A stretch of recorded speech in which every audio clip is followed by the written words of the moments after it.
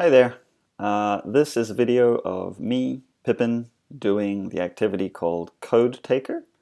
So, as is my practice, I'm just going to read through the activity text itself and go step by step and talk about why I'm doing things if I happen to do anything interesting, which I may or may not. It's a pretty fun activity and a pretty useful overview of jQuery UI. So let's begin. So the first thing I'm going to do is look at the instructions. So the base level idea of what we're going to create with this activity is a kind of Da Vinci Code sort of experience for the user where there's a poem and you can find the secret letters in the poem with your mouse, and then you can assemble them into a secret message in a special location on the page to crack the code and whatever, and win the universe. So to implement this, we're going to be using jQuery and jQuery UI, and to do that, we're going to need a project. So we could start from scratch, but in this instance, I'm going to suggest that we download the plain JavaScript project, which is just a JavaScript project with nothing in it really, except for the basic HTML, CSS files, etc., all collected together. So I've downloaded that. It's here on my desktop. I'm going to open it up. So now I've got this file here. And I'm going to drag that over into my Cart263 repository, into activities. So drag that over there. This is all of just, the usual getting started stuff. I'm going to call it Code Taker. And I'm going to open it up in Atom. Like that. And in index.html, I am going to change the name to Code Taker. We could call it something else, but that'll do. It's kind of a little bit immersion breaking, but that's fine, I think. So now we have started up our project, and we should commit in GitHub. As I always do, I'll commit at least this first time. Started Code Taker activity, and then I will no doubt not remember to do it for the rest of the activity. Because this is just an activity, it's not really a big deal. Great. Push, push, push, push, push. Okay, so we are ready to go, right? We've done the basic, boilerplate starting a new project, which I'm sure that you are achingly, oh, we haven't. You're achingly familiar with this, but I've forgotten to add the all-important aspects of this project. I said we were going to work in jQuery and jQuery UI, but the plain JavaScript project does not include those libraries, so we're going to go and include them. So the first step is to include jQuery. So I'm going to open code.jquery.com over here. And I'm using the CDN. I just find it easier, especially when I'm trying to work quickly. So version 3.6 is the most recent. I want the minified version. So I click there, copy the script tag that they provide for me. And over in my project, I'm going to paste that into the library scripts area there. So now I've got jQuery. I'm going to do the same thing for jQuery UI. So scroll down, 1.12 is the latest version. I want the minified version of the library.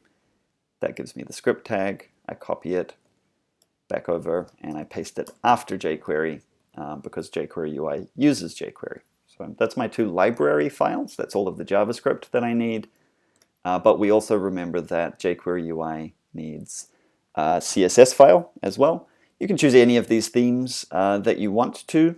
I'm sort of half tempted as I think about this to choose a theme, and you should too. I don't know what any of these look like, and I'm not going to check, but maybe UI darkness sounds kind of fun. Vader. Maybe Vader seems kind of like exciting. So I'm going to click on Vader. That takes me to just the actual style file, so I need to copy this URL, which is the link to the style file. And I need to include that in my project as a style sheet, right? So link rel is style sheet, type is text, CSS, and the href is that link that we just found there, and close the tag. So that way I'm including my jQuery UI Vader theme in my project to go with the jQuery UI library. So that gets me actually up and running and ready to write some code and other bits and pieces that I might need for this project. All right, close that. So what's our plan? It's a pretty standard plan when we're working on these sorts of projects, right? Generally speaking, we need to have at least the beginnings of the HTML that we're going to need so that we've got content to work with. Probably we're always going to want to do a bit of CSS to make our project appear at least palatable while we're working on it. We don't have to get it perfect, but we want something that we can work with. And then we can get on to the scripting. In particular, we have these ideas that, first of all, you need to be able to find the secret letters with your mouse. We need to then be able to drag those secret letters so that we've got this basic interaction that you kind of pull them out of the poem and into your secret code.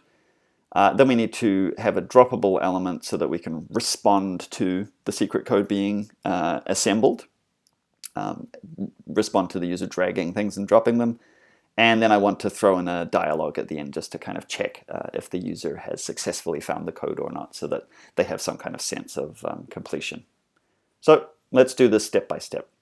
For the HTML step, I've included the body HTML that we can use just here in the activity text, just because, I mean, you should feel absolutely free to go away and find your own poem or own text and do this.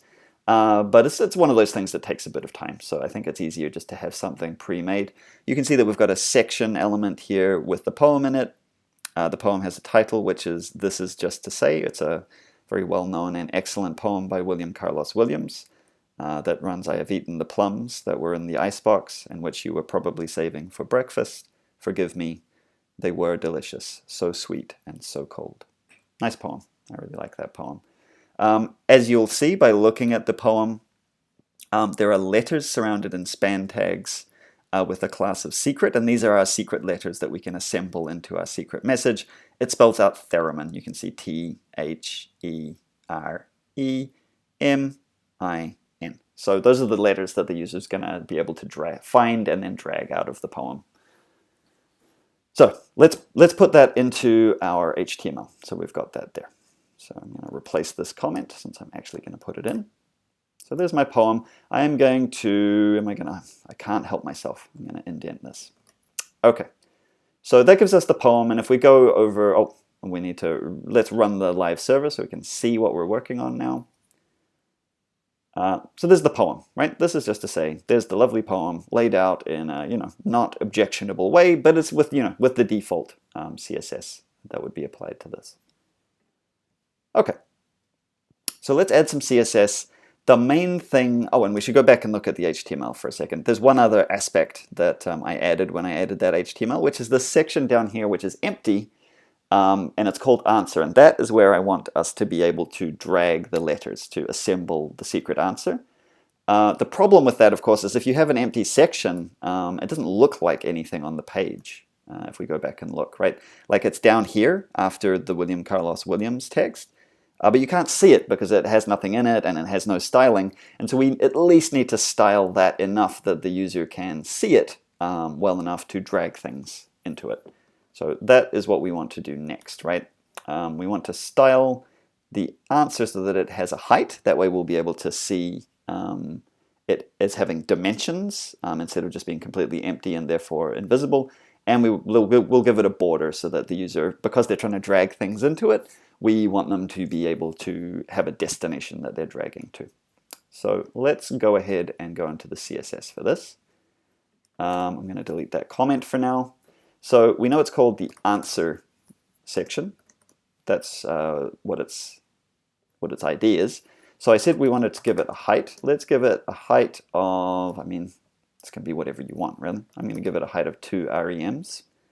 And 2 rems, there's like 2 of that band. And I'm going to give it a border of 1 pixel, maybe dashed black. I'm not going to try and think about this too hard. So if I go and look at that now,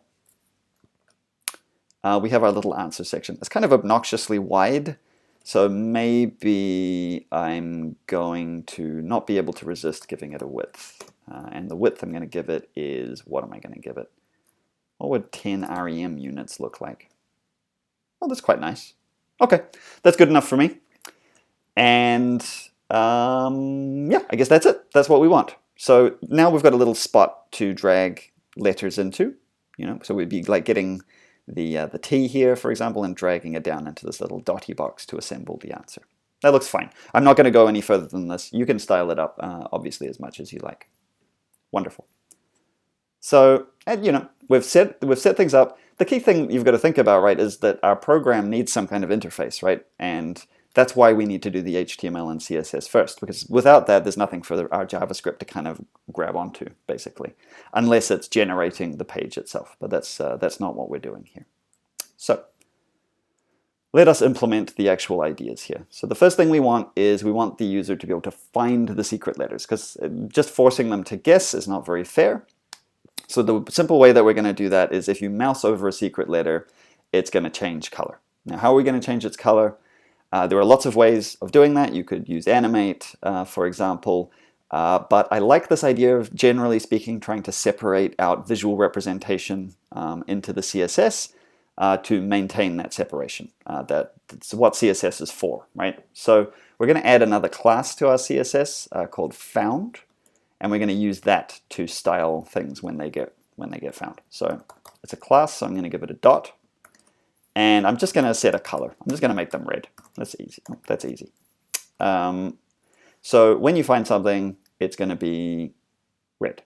That makes sense to me. I'm suddenly wanting the text of my poem to be a little bit bigger, so I'm also going to set that font size there to 2 rems. Let's go and look at that and just see if that looks... Oh, good grief. That's much too big. Let's push the answer box off the screen. Let's make it 1.2. Yeah, that's a little bit more sort of easily visible. Okay, so we've added this found class, and we know that what we can then do is we can add this found class when the user finds a letter. So how are we going to do that?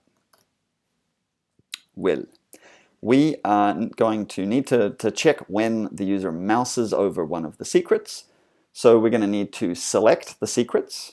If we go and look at our index.html, you can see that every secret letter has got a class of secrets. So we can select that class to act on all of the elements from that class. So finally, we can go into our JavaScript over here. Let me just call this code taker and add my name for now.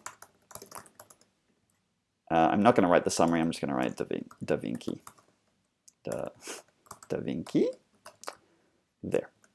So we know that we can select all of the secrets by selecting the secret class.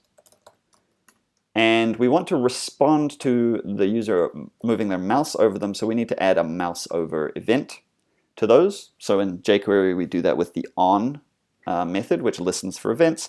And in the function that responds to the event, all we're going to do is add the found class, right? And we're going to do it with animation because that's something that jQuery UI provides to us. So we're going to add the found class when there's a mouse over. So we need to listen for a mouse over by saying on mouse over, and we're going to respond to that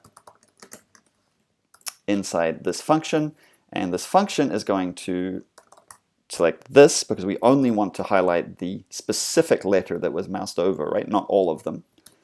And we're going to add the class found so that they turn red, and just to be fancy, we'll animate that over 500 milliseconds so that it takes a few milliseconds to occur. Just, you know, it's just nice. It's nice that we can do that, so why not? So over the course of half a second, the letter will turn red. So let's go make sure that that's working. So choose our T here. So I mouse over it and we get a nice red thing. And then if I kind of scan through the poem, I'm forgetting which letters are active. There we go, there's another one. Oh, it's quite satisfying, actually. Feels a bit magical. And it feels like it's forcing me to like kind of go through the poem line by line. So there you go. So all of the letters have come out. So T-H-E-R-E-M-I-N. So there's my secret. I could just read the secret there, right? That you can tell that that's his theorem if you pay attention. But we're going to add this idea that we want to drag the letters down here into this special box. Okay, so we've got this bit working. You can find the letters. Next step, draggable letters. So jQuery UI makes it very easy to drag things. So let's make all of the letters draggable, right? So they're all going to be draggable. So let's select them. First of all, let's just make the basic thing work, right? Which is, again, select secret, which is all of these secret letters, and let's make them draggable.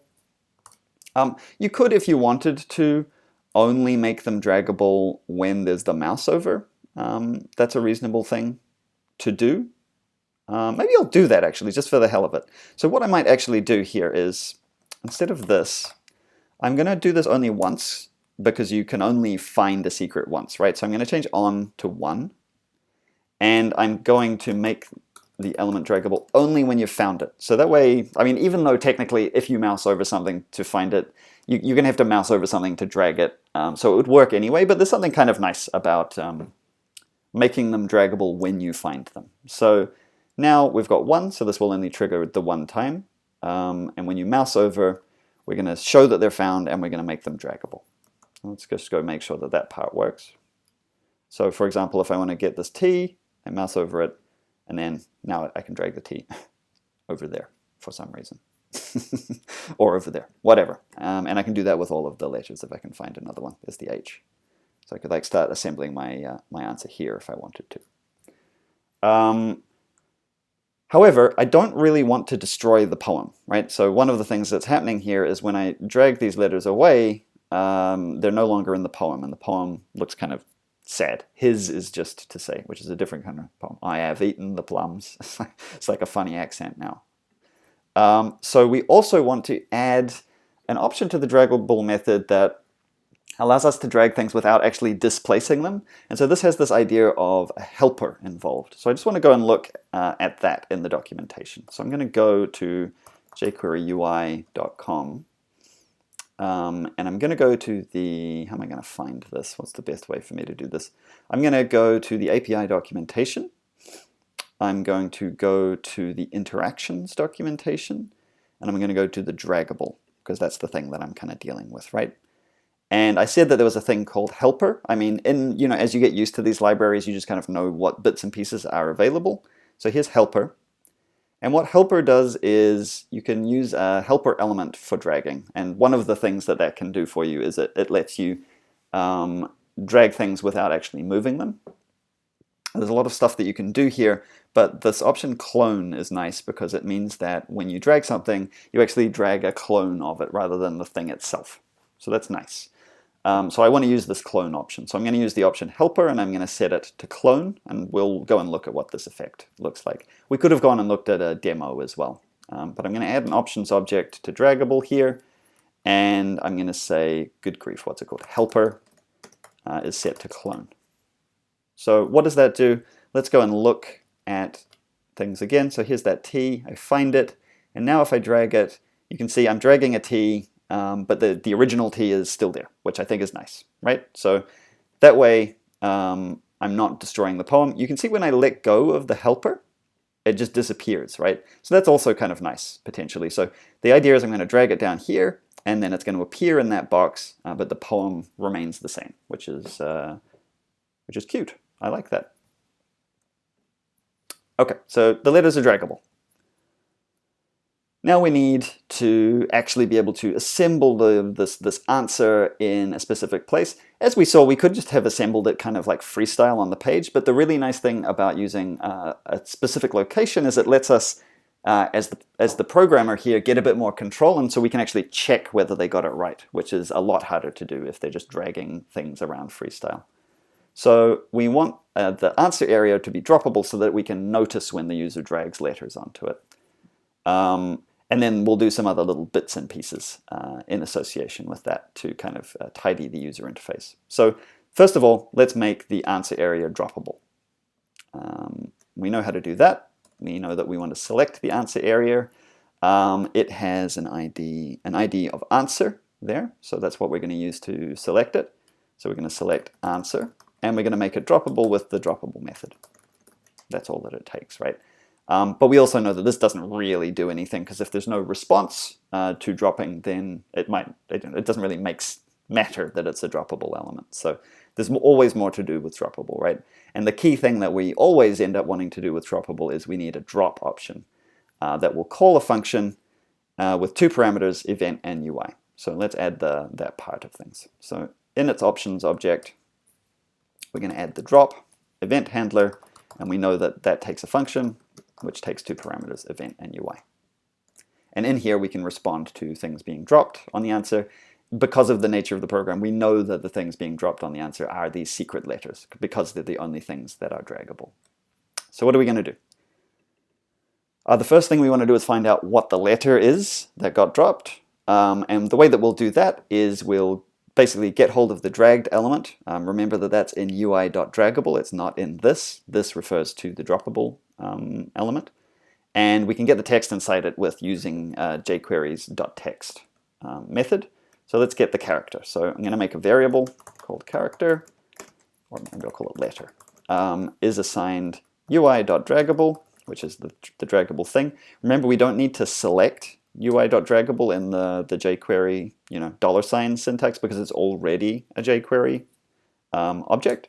And then we get its text by doing that. So that's whatever text is going to be inside our dragged letter. So if we drag the T, this will be T, capital T. Add the character to the answer section. So the key thing is we want this effect where we drag a letter onto the answer section and let go. The letter should appear in the answer section. So we're constructing the answer. So the easiest way to do that is just to literally append, use append. Normally we might think about that as appending HTML elements to other elements, but we can actually just append even a single letter. So let's append the letter to the answer section.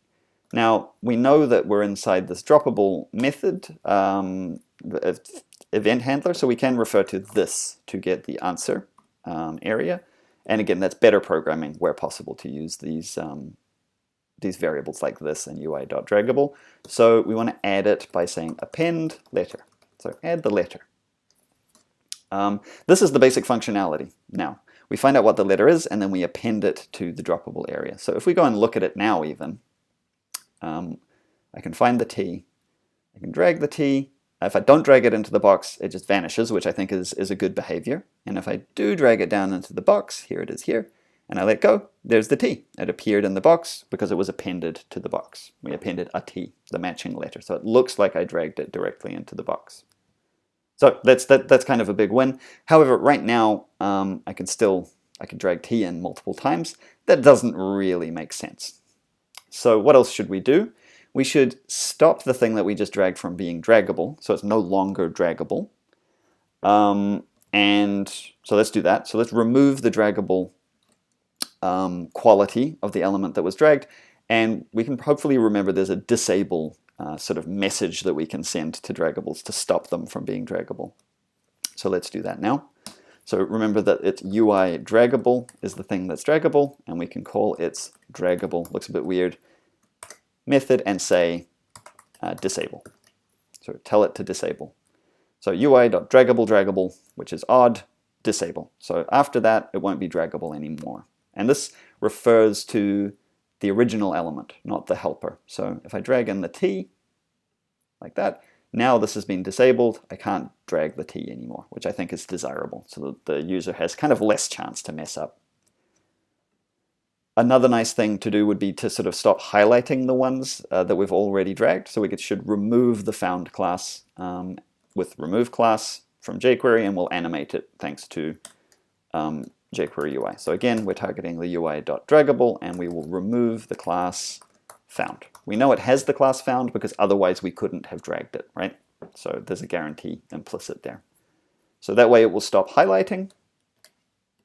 So I mouse over it, I drag it in, the T goes there, and the T is no longer sort of available, and we can see that it's not available. So then if I want the H, drag the H in, the E, drag the E in, etc. So this is working really nicely now.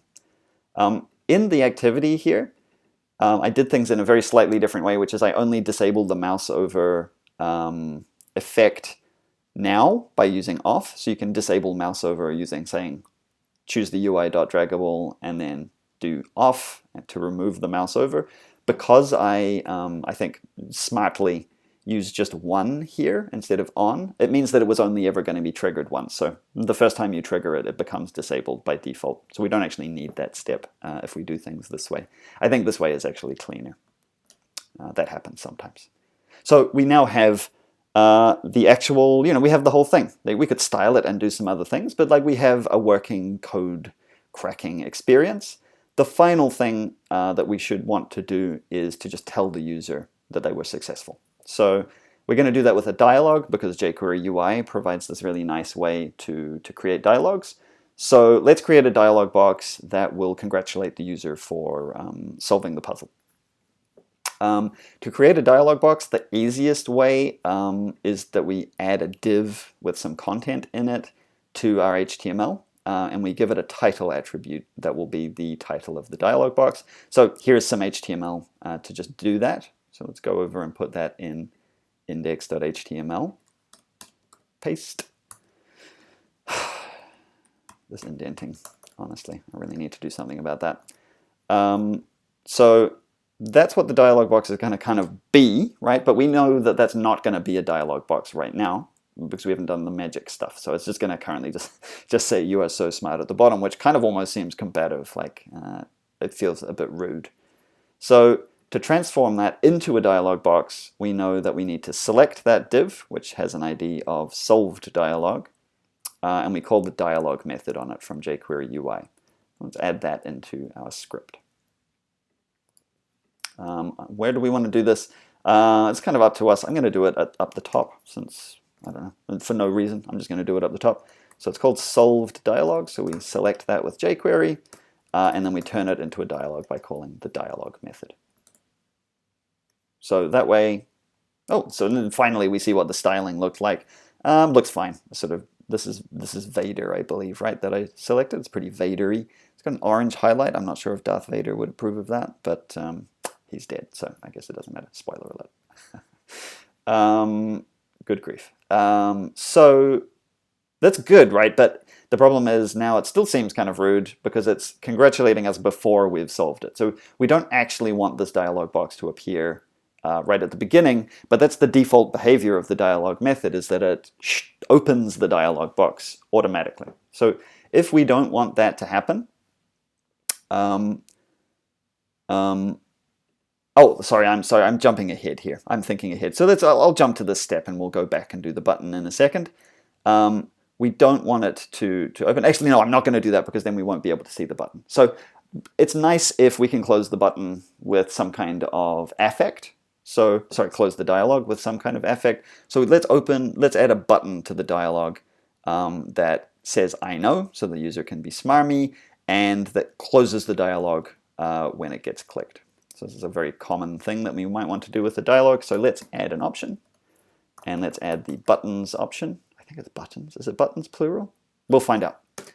And in there we have an object where we list the different buttons, and the property name is what the button says. So I'm going to say "I know" with a full stop, so it's definitely condescending. And then that will call a function, which I'm not going to bother. I don't think it even takes an event, to be honest. That's going to call this function, and that's just going to close the dialog. So we can just say this dialog close. That's the way we close dialogs in jQuery UI. Again, remember this refers to the dialog in this context, so we can just tell it to close in a nice way. So that way, over here, it's now got its "I know" button, which is nice, and if I click it, it goes away. That's what we want. But then returning to my concern of earlier, we don't want it to appear right now. Although maybe it's nice because the user feels smart before they start, but that wasn't my intention. We want to hide this in the beginning. So by default, they open. There is an auto open option that we can add to dialogues, and if we set it to false, you can look it up in the dialog. I can look it up quickly in the dialog now, actually. Where is it? Auto open. Oh, I'm in the wrong widget. So I want widgets in the documentation, and then I want the dialog widget. And then if I look at the options, there's the auto open option. If set to true, the dialog will automatically open upon initialization, i.e. when we first call the method dialog. If false, the dialog will stay hidden until the open method is called. So that's what we're going to do. So another option, I'll put it at the top here, auto open. I'm going to set it to false. That way the dialog is not going to open when I create it. So now the dialog is gone, so that's appropriate. We didn't want to see it right away. But the dialog exists, so I'm able to open it. So when do I want to open it? I want to open it when they successfully solve my puzzle. So we should now check. We need to be able to actually check, did they get it right? So when would we do that? We would check whether they got it right each time they add a letter into the answer. And so we know that that's going to be inside the drop event handler. So the first thing we should do is write an if statement that checks whether the text in the answer matches the secret message that we're trying to get them to assemble. So let's do that. So in our drop, which is here, I'm going to add this thing where we check if they got it right. Check if they got it. So we need if, and in our if, we need to check whether the text that's currently in the answer field, so we could use this to refer to that, or yeah, let's just do that. So if this dot text, which is the text in the answer, is equal to the actual answer, which is theremin, then success. And what do we want to do? We want to pop up the dialog box at this point. It's probably quite possible to intuit that if there's a this dialog close, if there's a dialog close, then there is also a dialog open. So because when we're down here, we're not in the dialog's world, right? We're in the droppables world. We wouldn't use this here, right? Because this refers to the droppable. So we need to retarget the solved dialog, select it. So we'll select the solved dialog element, which is our dialog, and we'll send it the open message so that it pops up. So that way you drop a letter, and if that was the moment where the text in the answer says theremin, then the dialog pops up to congratulate you. Let's go check that out. So I'm going to have to actually solve the puzzle now, so it better work. I'm just going to get all of the letters, saving for breakfast, forgive me, they were delicious, so sweet, and so cold. So I pick up T and drag it in. H, I drag it in. It's checking, so it's like, does TH equal theremin? No. Does the equal theremin? No. Does there equal theremin? No. Does there equal theremin? No. Does theorem equal theremin? No. Does theoremy equal theremin? No. Does theremin equal theremin? Yes, you are so smart. I know. And that gets us all the way through. Right now this has got a secret code on it that we can, first of all, find, then assemble, and then the page recognizes that we are a genius, just like Tom Hanks, and can solve the puzzle. So we've done it. There are, of course, improvements, particularly probably in the CSS and representational side of things. Probably, if you want to, you could change the anonymous functions into named functions. That may add some clarity. We should probably move some hard-coded values into constants, like theremin, and the animation durations, for example. But yeah, then we'll be all tidied up. And then, the world of a code cracking experience page has just begun. Of course, this is a fairly simple example that can be expanded on indefinitely into something kind of more sophisticated, potentially more exciting. But again, I think this is a pretty good basis to work from. So I trust that you enjoyed the code taker activity and that you will go forth and make far more intense code taking experiences than my own. Go forth and code take. See you next time.